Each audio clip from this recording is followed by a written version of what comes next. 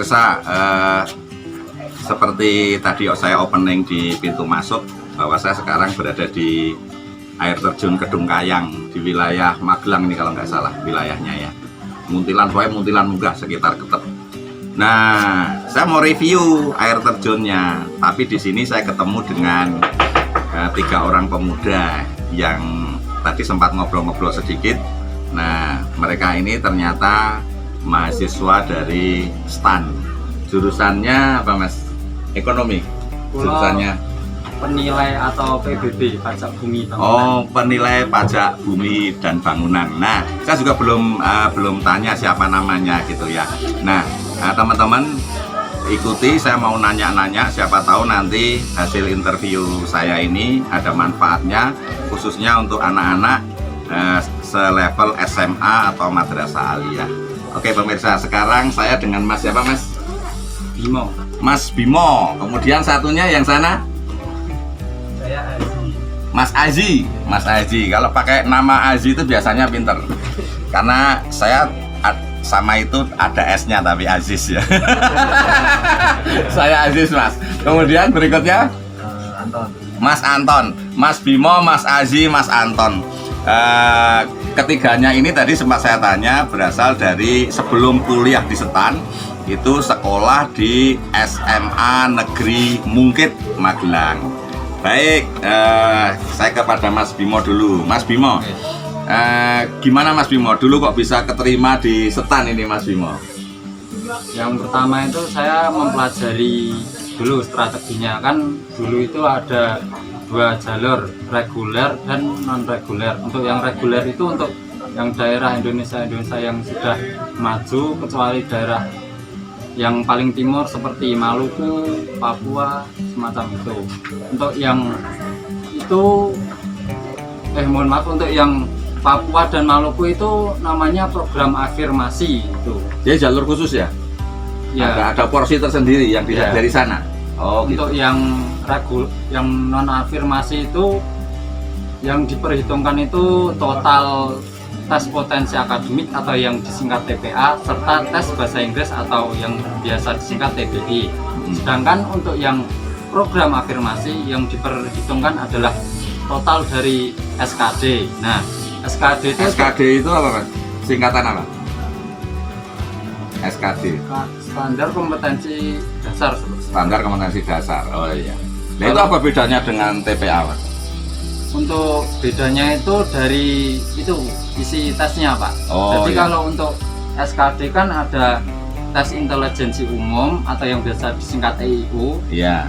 tes wawasan kebangsaan yang Iya. biasa disingkat TWK, serta TKP. Oh iya. Ya. Oke, jadi ada bedanya itu dan kemudian Mas Bimo ikut yang region tengah ya. Jadi dan saya dengar-dengar gini Mas, katanya STAN itu sekarang programnya kalau misalnya Mas Bimo ini dari Magelang, nanti setelah selesai itu ditugaskan di Magelang lagi gitu. Bener apa enggak itu?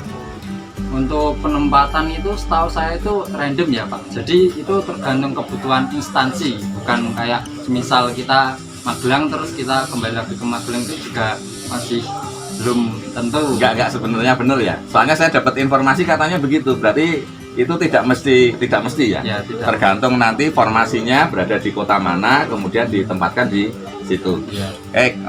Oh iya pemirsa, tadi saya sempat ngobrol dengan Mas Bimo. Mas Bimo ini sebenarnya lulus SMA itu tahun 2018. Namun akhirnya Mas Bimo tahun 2018 itu gagal untuk masuk ke STAN. Nah ini perlu menjadi bisa kita ambil value-nya bahwa kegagalan itu adalah sukses yang tertunda, kira-kira gitu ya Mas ya. Akhirnya di tahun 2019 itu Mas Bimo daftar lagi dan keterima. Mas Bimo, gimana kok 18 tidak lolos, kok 19 bisa lolos, ini gimana Mas? Untuk yang 2018 itu saya masih belum punya strategi gitu, serta saya belum benar-benar fokus untuk masuk ke STAN, masih terbagi untuk fokus-fokusnya, jadi memang belum maksimal gitu. Oh iya. Terus TPA totalnya skor berapa Mas Bimo? Saya mendapat skor TPA sebesar 94. 94 pemirsa, keren. Maka teman-teman berarti kalau masuk ke sana aman di atas 90 ya. Di atas 90. Dan ini bersaing untuk seluruh Indonesia. waktu itu Mas Bimo bersaing satu lawan berapa Mas? Satu banding berapa? Untuk yang tahun 2018 itu pendaftarannya sekitar 140.000, sedangkan untuk yang tahun 2019 sebesar 138.000. 138.000. Yang diterima berapa? Untuk yang diterima sendiri sekitar 2.600-an. Jadi ya memang persaingannya sangat ketat pemirsa, namun kemudian Mas Bimo bisa melalui itu semua. Nah kan ini lulus tahun 2018, kemudian bisa lolos seleksi itu tahun 2019. Ya. Selama 1 tahun ini apa yang dilakukan Mas Bimo untuk sukses 2019-nya? Untuk selama 1 tahun ini saya tidak kuliah, namun saya mencoba lagi untuk masuk ke STAN dengan cara belajar lebih keras daripada yang sebelumnya. Kita prihatin, kayak misal kalau dalam Islam itu ya sholat sunnah, puasa Senin Kamis gitu. Itu pemirsa, jadi lahir batin itu dilakukan. Jadi selain berusaha secara zahir, kemudian secara batin ini fokus mohon kepada Allah mengorbankan banyak hal agar kemudian semuanya itu dihitung oleh malaikat dan kemudian barokahnya muncul di tahun 2019 dan bisa masuk di 2019. Nah, belajarnya ini karena TPA itu kan tidak ada di sekolah, Mas. Di sekolah itu kan tidak diajari. Nah, gimana Mas Bimo belajar, dari mana itu TPA itu? Kebetulan saya pada waktu tahun 2018 sempat ikut kursus untuk yang khusus ke STAN gitu. Oh iya. Di mana itu Mas kursusnya? Di Science Society. Magelang juga? Iya. Oh di Magelang. Mahal ya Mas ya? Iya. Bisa disebutkan Mas tahun 2018-19 itu berapa biayanya Mas? Kalau untuk 2018 itu kan ada promo untuk yang ikut kayak kursus di hotel, namanya Hotel Atria gitu. Iya, Hotel Atria ngerti saya. Nah, itu tuh saya yang paket termahal nomor 2 ya. Itu karena ada promo jadinya sekitar 11,4. 11 juta, 4. Ya. 11 juta, 4 tahun 2018 dan itu Mas Bimo ambil paket second grade, jadi grade yang kedua. Sekarang jadi berapa itu? Mahal banget ya. Berarti kalau tidak ikut itu memang berat ya Mas ya, karena kan satu strategi, yang kedua memang materi pelajaran di SMA itu kan tidak menyentuh soal itu ya, hampir ya ada sih mungkin pengetahuan umumnya ya, wawasan kebangsaannya mungkin ada di PPKN, tapi kan tidak pure mendukung untuk bisa lolos seleksi itu ya Mas ya. Berarti memang paling cocok dengan kursus ya Mas ya. Oke Mas Bimo. Oke, terakhir Mas Bimo. Nah ini Mas Bimo dalam rangka apa ini kesini, sama dengan saya liburan atau apa ini Mas Bimo menuju ke sini dari Magelang? Untuk tujuan saya kesini untuk melakukan penelitian yang berkaitan dengan tugas akhir saya. Oh gitu ya. Jadi sedang ada penelitian dan kemudian salah satu objeknya berada di sini pemirsa. Oke Mas Bimo, terima kasih Mas Bimo. Mudah-mudahan ada manfaatnya. Mohon izin nanti saya upload di YouTube saya. Nama saya Aziz Mas, maka YouTube saya namanya Aziz Dulan karena saya suka dulan-dulan gitu. Nah terima kasih ini atas interviewnya.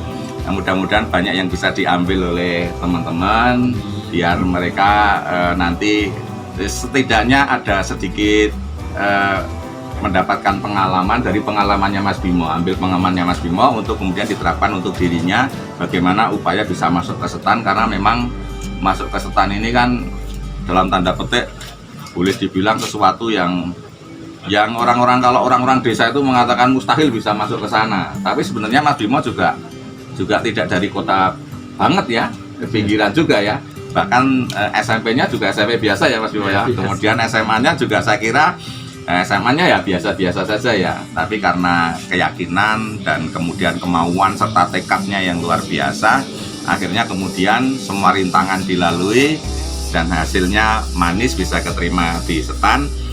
Mudah-mudahan nanti Mas Bimo, Mas Aziz, juga Mas Anton ini sukses semuanya. Setelah ini nanti ditempatkan yang tidak jauh dari rumah gitu kan. Sehingga nanti kalau cari jodoh juga nggak susah-susah gitu. Soalnya kalau nanti ditempatkan di tempat yang jauh, ini cari jodohnya pertimbangannya macam-macam gitu kan. Tapi kalau ditempatkan di sini kan dan biasanya Kalau sudah bekerja paling 2 tahun nanti akan tugas belajar, biasanya kan gitu. Oke, good luck semuanya. Terima kasih informasinya. Pemirsa, seperti itu bincang-bincang saya dengan Mas Bimo, Mas Aziz dan Mas Aziz, dan Mas Anton. Nah, teman-teman, mudah-mudahan ada manfaatnya. Terima kasih.